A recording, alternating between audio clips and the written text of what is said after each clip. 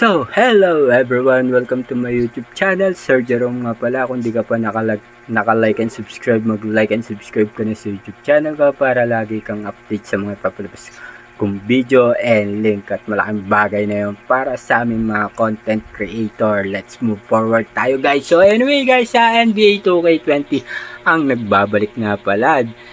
Dito nga pala ako guys nagsimula sa NBA 2K20 bago ako pumunta ng Winlator at bago rin nakatungtong ng Game Hub. Okay?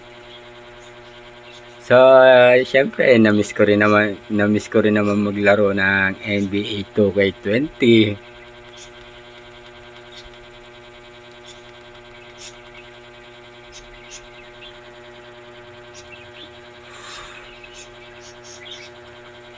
Dito guys, kung mapapansin nyo, ang laki pala na pinagbago ngayon ng NBA 2K20 kumpara sa noon.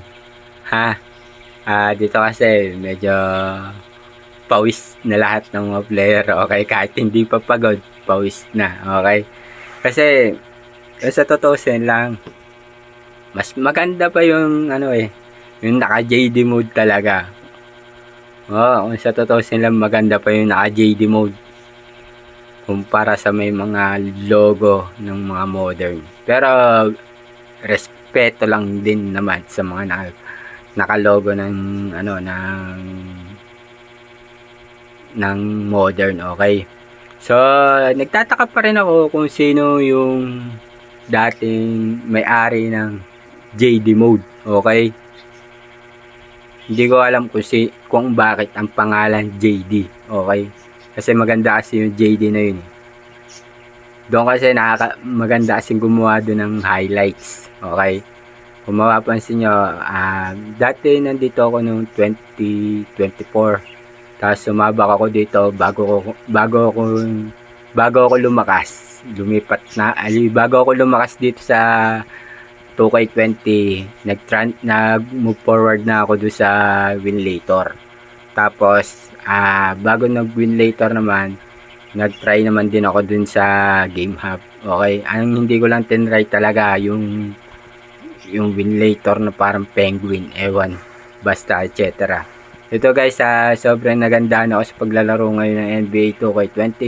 Di na siya katulad ng mga dating NBA 2K20. Kasi kung mapapansin nyo dito, sobrang ganda, sobrang quality, sobrang maganda yung performance ng mga player. Okay, so kala mo buhay na buhay talaga, mapapansin nyo, para siyang buhay. Pero syempre, kung ikukumpara natin siya sa NBA Winlator tsaka sa NBA 2K20, ang layo, diba? Pero mas maganda pa rin yung 2K14 to 2K26. Kasi dun kasi mabigat nga lang. Dito kasi NBA 2K20 neto, maganda rin na rin. Pero kung dito lang naman sa mga may pawis neto, kung lalagyan natin ng MC, sobrang ganda. Tapos lalagyan mo pa ng mga highlights, sobrang angas talaga. Pero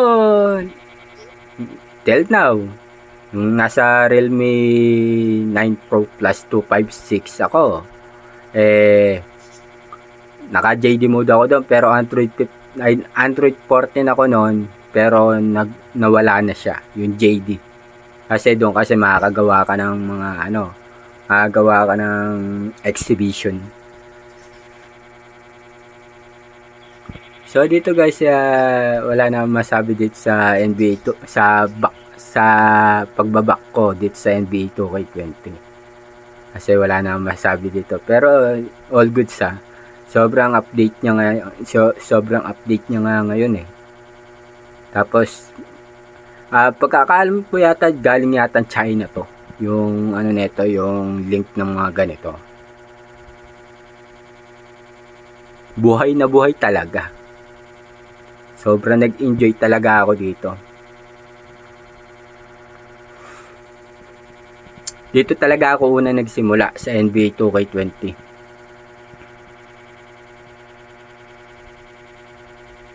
At wala akong masabi dito ngayon sa NBA 2K20, sobrang ganda. Kung may mas maganda pang MC dito, gagawin ko ng highlights yan. And now, gagawa tayo ng highlights ng MC natin.